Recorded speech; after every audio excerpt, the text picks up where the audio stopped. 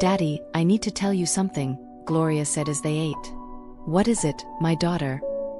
"I want to make my church bigger. I want to do great things for God, but I need to make some sacrifice." Chief Obinna smiled. "That's good. Sacrifice is part of serving God. What kind of sacrifice?" Gloria stood up and walked to her kitchen, then came back with a knife. "Daddy, the sacrifice I need to make. It's you." Chief Obinna looked confused. "Gloria, what are you talking about?"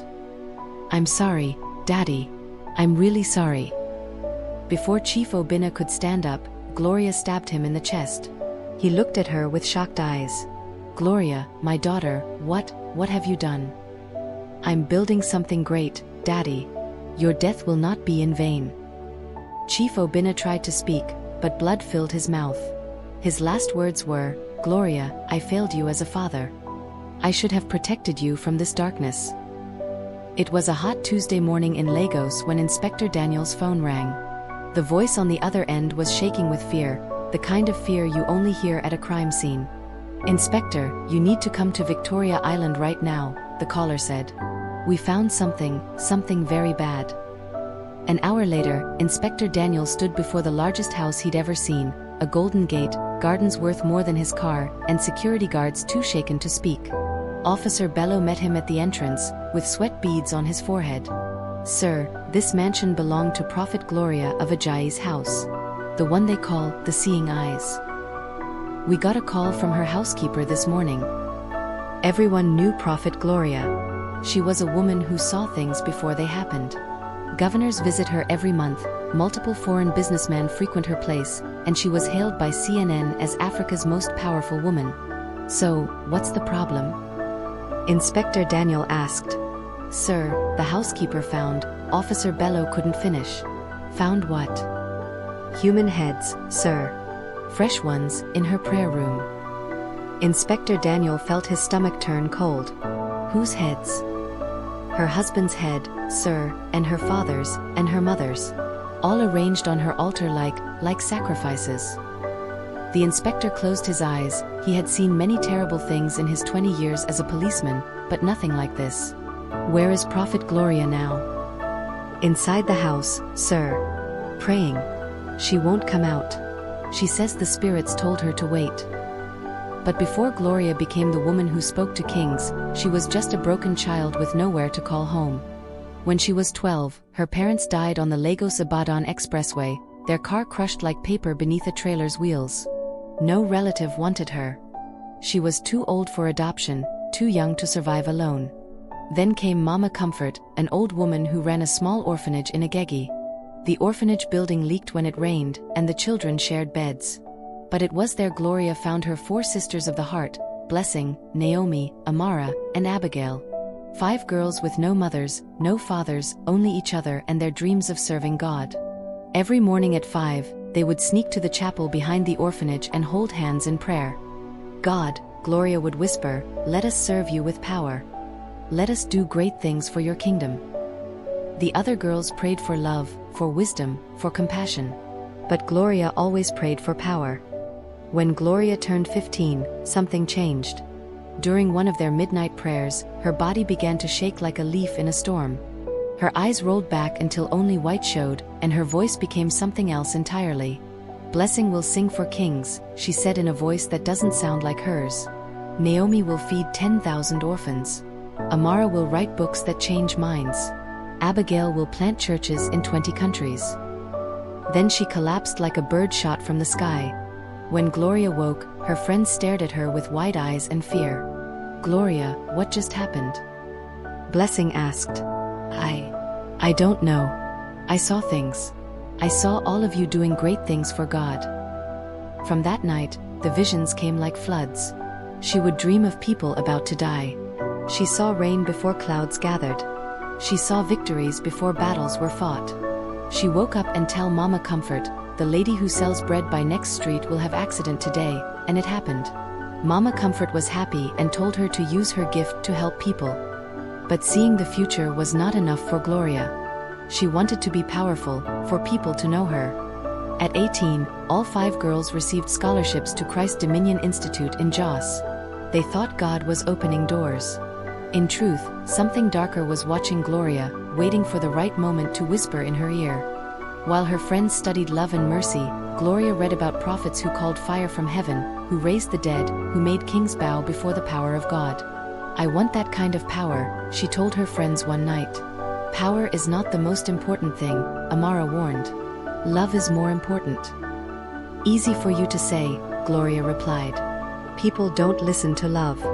They listen to power. In their final year, the 5 friends made a blood pact. They cut their palms with a small knife and mixed their blood together. We promise never to let success divide us, Gloria said as their blood dripped into a cup. We promise to always be sisters, no matter what. They prayed together and promised to meet every year. After seminary, the girls went different ways. Blessing married and began singing in big churches. Naomi opened an orphanage that housed 500 children. Amara became a professor whose books were read around the world. Abigail planted many churches in America. And Gloria returned to Lagos and started a church in a one-room building in Alaba Market. She painted Divine Vision Ministries on a wooden sign and hung it outside.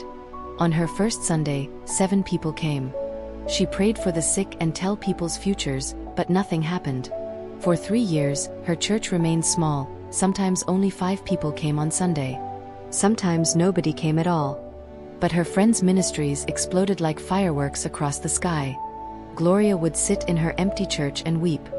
When she called her friends, she heard about Blessing's millions of YouTube views, Naomi's government funding, Amara's university invitations, Abigail's American success. But Gloria, she had 7 members on a good Sunday. One night, she was praying alone in her church when she heard a voice. Why are you struggling, Gloria? She looked around. Nothing but shadows. You want power? The voice continued. Real power?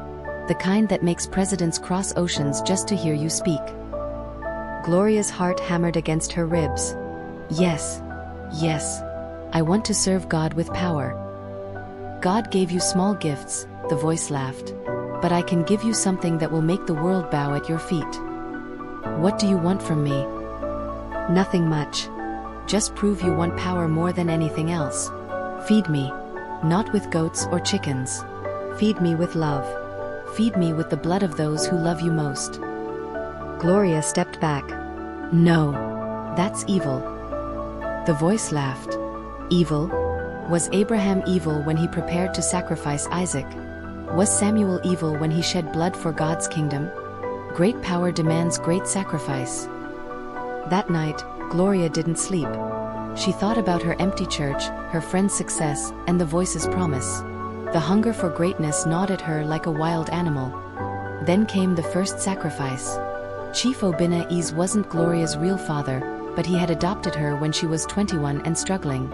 He sold car parts in Alaba Market and helped pay her church rent. Every Sunday, he sat in the front row of her empty church and smiled at her with pride. My daughter, he would say, God's time is the best time. Don't rush. But Gloria was tired of waiting.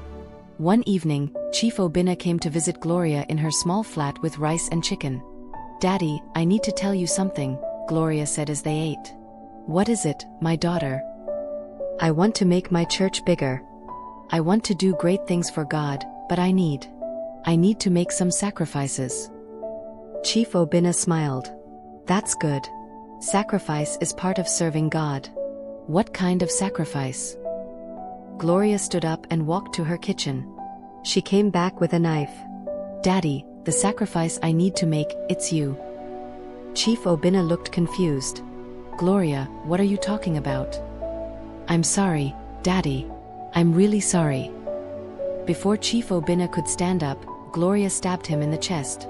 He looked at her with shocked eyes. Gloria, my daughter, what have you done? I'm building something great, Daddy. Your death will not be in vain. Chief Obinna tried to speak, but blood filled his mouth. His last words were, Gloria, I failed you as a father. I should have protected you from this darkness. That night, Gloria cut off her father's head and placed it on her church altar.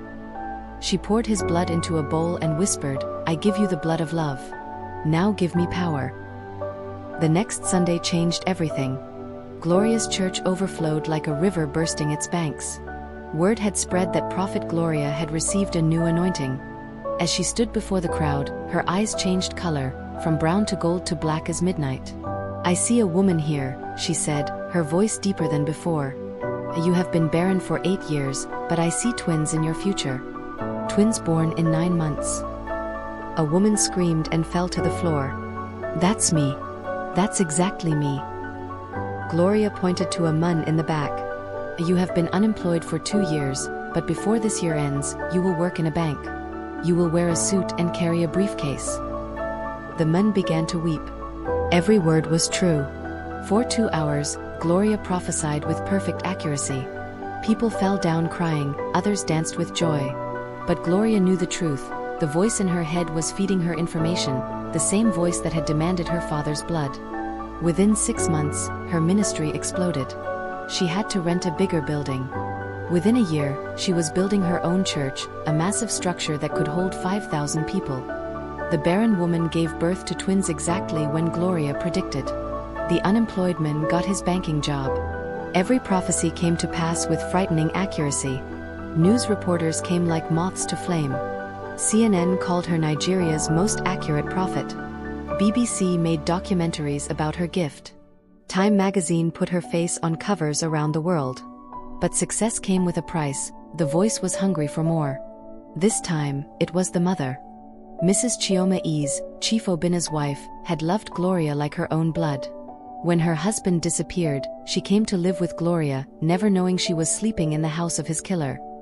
One night, Mrs. Chioma heard strange sounds from Gloria's prayer room. She peeked through the keyhole and saw horrors that made her soul scream. Gloria kneeling before an altar, pouring blood on her husband's head, speaking in tongues that came from hell itself. The next morning, Mrs. Chioma confronted her daughter. "Gloria, sit down. We need to talk." "What is it, Mama?" "Last night, I saw something in your prayer room. I saw Obina's head. Or was it a sculpture?" Gloria's face went cold. "Mama, you were dreaming. You saw nothing close to that." Mrs. Chioma stood up and walked to Gloria. She put her hands on her shoulders. "Gloria, whatever darkness you have entered, we can fix it. We can pray together. God can deliver you from anything." Gloria looked into the eyes of the woman who had loved her without condition. For a moment, her hard heart softened. But the voice whispered, "She knows too much. She will destroy everything you have built." "I can't let you destroy what I've built, Mama." Before Mrs. Chioma could react, Gloria grabbed a vase and struck her mother's head multiple times. As Mrs. Chioma lay dying, she whispered, "Gloria, my daughter, what have you become?" "I became what I needed to become, Mama.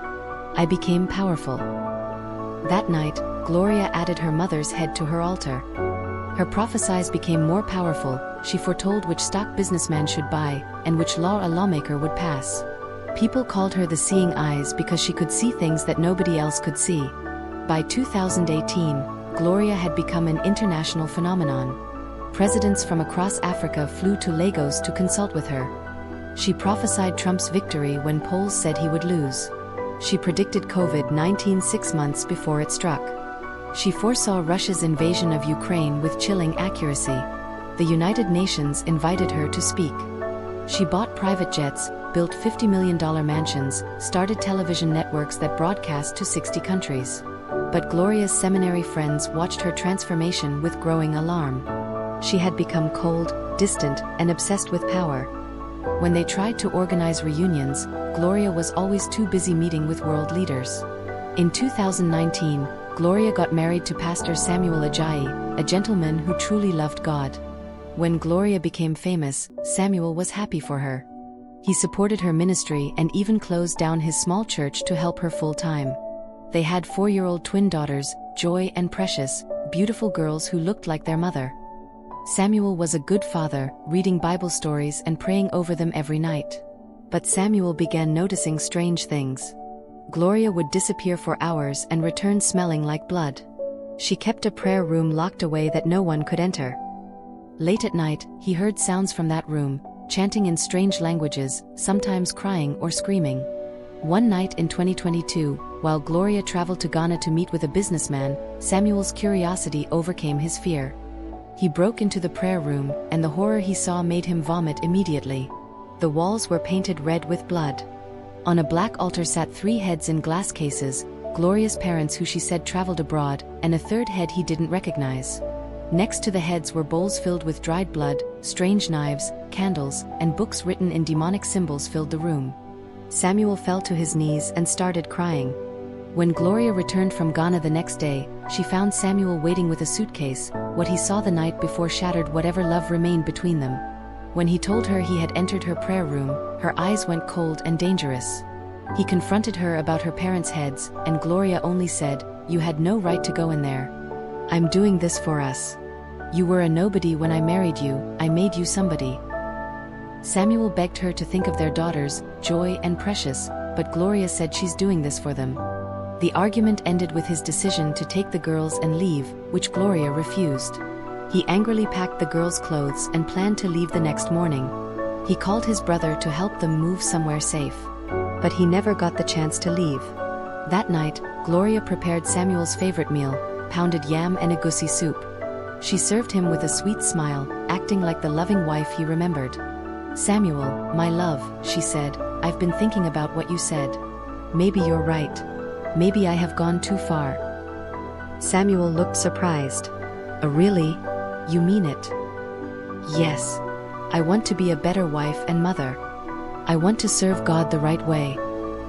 Samuel relaxed, hopeful that his wife could still be saved. They talked and laughed again like they used to. After dinner, Gloria suggested they all pray together as family. She brought out a special bottle of wine for the 4 of them. "Special wine," she said. Samuel was suspicious at first, because Gloria rarely drank wine. He asked where she got the wine, and she said it was from Pastor Gabriel. Samuel relaxed. Pastor Gabriel was an old family friend and a respected minister. Gloria poured 4 small cups, 1 for each of them, including small sips for the girls. They all drank together. Within minutes, Samuel started feeling dizzy. His vision blurred, and he started having trouble breathing. "Gloria, what was in that wine?" Gloria's loving mask fell away. "Something to help you sleep forever, my love." Joy and Precious were also getting sick, but they were smaller, so the poison worked faster. "Mommy, I don't feel good," Precious whispered, tears in her eyes. "It's okay, baby," Gloria said to her. "You're going to sleep, and when you wake up, you'll be with Jesus." Samuel's legs wouldn't work. He used his last strength to crawl toward his dying daughters. "Joy, Precious, Daddy loves you so much." But before he could reach them, the poison stopped his heart. Gloria watched her husband die. She watched her daughters die, and she felt nothing. She had taken the poison antidote before serving the wine. That night, Gloria cut off all 3 heads and added them to her altar. For 2 years, Gloria continued her ministry while telling the world her family was living in America. Her prophecies became even more powerful, more accurate. Senators and ministers competed to book appointments with her. She charged $50,000 for a private prophecy session, and they paid without question. She bought multiple mansions both home and abroad. The spirits demanded more and more blood, so Gloria started killing her domestic staff, her drivers, her gardener, even her chef. But her seminary friends grew suspicious. Why hadn't they seen Samuel or the girls in 2 years? Why were there no photos, no video calls? All her explanations and excuses didn't make sense. She claimed the children were focused on their studies in an American school. So Amara, the smartest of the group, began investigating what kind of course could be so demanding for 6-year-old children. She found no records of Samuel or the children anywhere in America. One night, she called the others to an emergency meeting. "I think something's happened to Samuel and the girls," she said. "I've searched for months, there's no record of them anywhere, not even in America." The 4 friends decided to confront Gloria together. They flew to Lagos and appeared at her mansion unannounced. "Gloria, we need to talk," Blessing said. "This is not a good time," Gloria replied. "I'm preparing for a prophecy session with the vice president." "We're not leaving until you tell us the truth about Samuel and the girls," Naomi said firmly. Gloria led them into the guest living room, not her main one. "I told you they're in America," she said calmly. "Gloria, we've investigated," Abigail said. "There's no record of them anywhere. What really happened to your family?" Gloria stared at her 4 friends, the sisters she grew up with, the ones who had shared her dreams and struggles. For a fleeting moment, her hard expression softened, and she looked like the orphanage girl they had once prayed with. "You really want to know?" she asked quietly.